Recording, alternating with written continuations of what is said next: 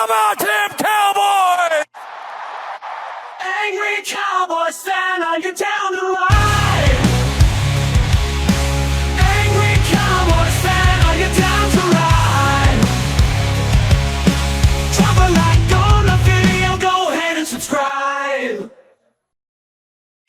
What's going on, Cowboys Nation and Angry Cowboys fans around the world? Even with a new logo and a new intro, y'all still know who it is. It's your man, the Angry Cowboys Fan, getting ready for this Sunday's matchup against the Baltimore Ravens. In this video, I'm going to go over what was said during the Fox NFL podcast with Dave Helman. During a segment of the podcast discussing the upcoming matchup between the Dallas Cowboys and the Baltimore Ravens, Dave Helman and Peter Schrager gave their raw and uncut about what they see in the Dallas Cowboys. So we're going to take a listen to the 3 clips that I got for you, and then you know what we're going to do.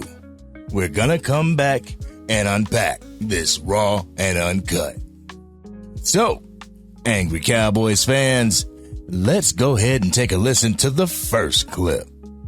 Zim really shut a lot of people up week 1 against Cleveland, but there were a lot of doubters going into this thing saying that Zimmer hasn't coached in 2 years. His defense, we'll see how it goes. Like maybe he unlocks a bunch of other young players besides Micah, but they have to really fix this thing quick, because what Lamar and Derrick Henry and what Todd Monken have in store is a running attack and a play action and a run pass option attack that has given some really good defensive coaches fits over the last few years. I am shocked at what happened against New Orleans defensively, and I am curious to see if that was a one-time deal or if that's what these Cowboys fans are going to see again this weekend, which I hope we're not doing a circus beforehand.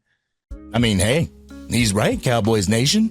The Dallas Cowboys have to fix this. They got to fix this quick, fast, and in a hurry. Alvin Kamara is a great running back, but he had a field day at AT&T Stadium. It's Derrick Henry we're going to be facing. This man is a powerhouse. We've got to think of something in order to stop their rushing attack. With Derrick Henry and having to worry about the RPO and Lamar Jackson, we are going to have to do something. Todd Monken, he's going to run at Micah Parsons. He's going to try to take Micah Parsons right out of the equation. That outside zone run, that was killing the Cowboys against the Saints. Our defensive tackles getting blown off the line of scrimmage 3 yards deep into the end zone, Cowboys Nation. Mike Zimmer's going to have to think of something in order to get our Dallas Cowboys this dub this Sunday. Now let's go into the second clip that I got for you. In this clip, Dave Helman lets us know that it's not the defense that he's worried about. It's the offense. So let's take a listen to what Dave Helman has to say and then come back and talk about it. Roll a clip. I think I'm more concerned about the offense than I am about the defense. Talk about it. We've seen the Dallas defense do this. Like, they're gonna crap the bed a couple times a year. I don't trust the run defense, but like I do trust Mike Zimmer to make it look better than it did on Sunday. Then I look at the Dallas offense and like Dak's under pressure a ton. You're starting 2 rookies up front. The running back room has combined for 1 explosive run in 2 games. Jake Ferguson's dealing with an injury, and it looked like an offense that only has 1 good player in CeeDee Lamb, and that's what it is.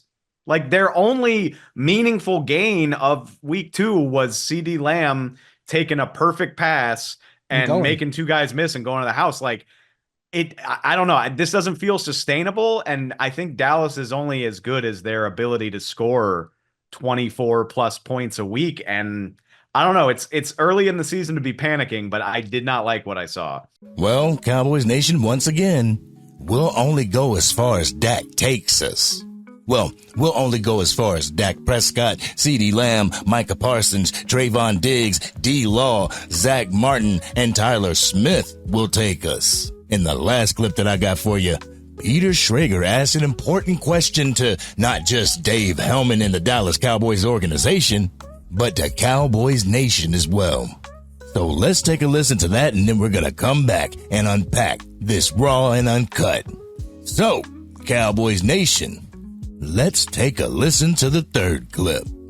I ask you, like, do you envision like a game in in late December and it's Zeke Elliott toting the rock? It's Brandon Cooks as the number 2. Like, this is a long season, and those guys are not young. Like, it's daunting when you look at that roster and just how many unknown factors there are besides Dak and CD on offense. Cowboys Nation, I got to keep it super duper real with y'all. So y'all ready for my Raw and Uncut? Y'all ready? Let's get it.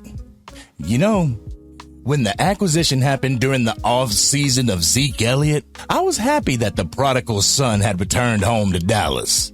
The negative on it? The negative is the mileage on Zeke. Zeke's a banged up running back, Cowboys Nation. Never shied away from contact, will run through you instead of around you. He's always falling forward. Great locker room presence and a great veteran to the young players. One thing that he's not now, he's not a number 1 featured running back. He's not the top running back. He's not the running back that can get you all the carries anymore, which means we're relying on a player that can't carry the entire load of the team. Then comes Rico Dowdle. I love my Carolina brother, my Carolina native, my AC Reynolds brethren, but we need a lead back in the backfield. Someone that can carry the majority of the snaps, and we don't have that here in Dallas. So it's running back by committee, I guess. Not the best plan and not the best players to have in said plan. The thing is it the running backs or is it Mike McCarthy's scheme? Something that I've noticed is the smaller and quicker you are, the less Mike McCarthy knows how to use you in the scheme. I will never understand why he insists on running Deuce Vaughn up the A-gap. Kevontae Turpin needs to be used more in this offense. We have a quick offense if the right players are in the right positions. But Mike McCarthy's scheme isn't the only thing that stalls out our Dallas Cowboys. It's a lack of effort on the field. It's a lack of concentration and commitment while on the field. Absolutely no push in the middle of our defensive line, and our defensive tackles are both banged up. Well, one of them's banged up. But I don't know if that's a bad thing or a good thing that Mozzie Smith is banged up because, hey, they were getting manhandled by the Saints offensive line. But Peter Schrager said Mike Zimmer unlocked something on week 1. I'm sorry, but we didn't get the 100% Cleveland Browns team. I mean, I'm grateful for the win, but we were able to tee off on their offensive line. Their defense was average. Our defense from the Browns game, that defense needs to show up against the Ravens. The Ravens are going to come into AT&T Stadium with one thing in mind, and that's getting their first win of the season. We can't allow that to happen, Cowboys Nation. You know, that got me thinking, though. If our Dallas Cowboys win, will they chalk it up to the Ravens being just tomato cans or a garbage team? If the Ravens win, I wonder if the talking heads are going to have that same smoke for the Ravens as they will for the Dallas Cowboys. We'll both have a losing record of 1-2. I bet my bottom dollar that Stephen A. Smith and the rest of the clown show will talk about how it's panic time for the Dallas Cowboys. But to be brutally honest with you, panic time was when the Dallas Cowboys didn't draft a running back in the 2024 NFL draft. Panic time was when they wouldn't add a potential difference maker on the offensive side of the ball. Panic time was when Jerry Jones said that Dak Prescott is going to have to do more with less. Going 1-2 won't get me panicked. It'll get me pissed off. You'll see the real Angry Cowboys fan. But see, I've gotten past that panic stage when our Dallas Cowboys don't do good. I go right to being pissed off, and I stay pissed off for a few days, Angry Cowboys fan family. They have to get this done. They have to get this issue on both sides of the ball fixed. They're going to do their best, but it's hard when your owner says that you'll have to do more with less like he did in the offseason. Knowing that, why would anyone give their all except the top paid players? At the end of the day, the top players are going to show up. What the Dallas Cowboy needs is for their role players to step up and win their battles. If each individual player beats his assignment throughout the game, there's a high probability that we will leave this Sunday with a dub. This has been your man, the Angry Cowboys fan. What did you think about what Dave Helman and Peter Schrager had to say? Do you agree or disagree with all of our assessments? Let's have an adult conversation in the comments section.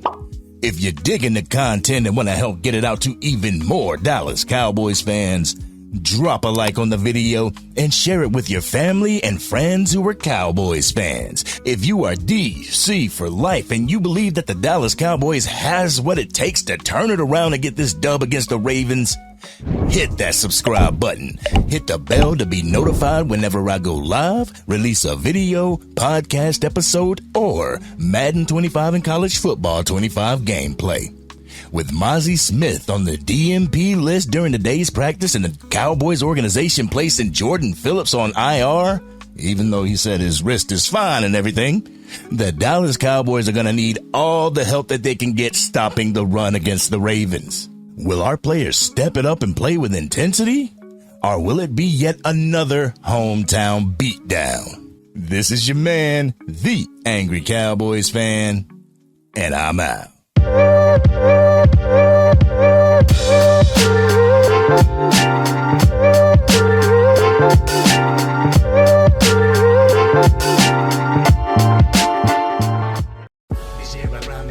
Dang, Angry Cowboys fan, you done made it through the entire video.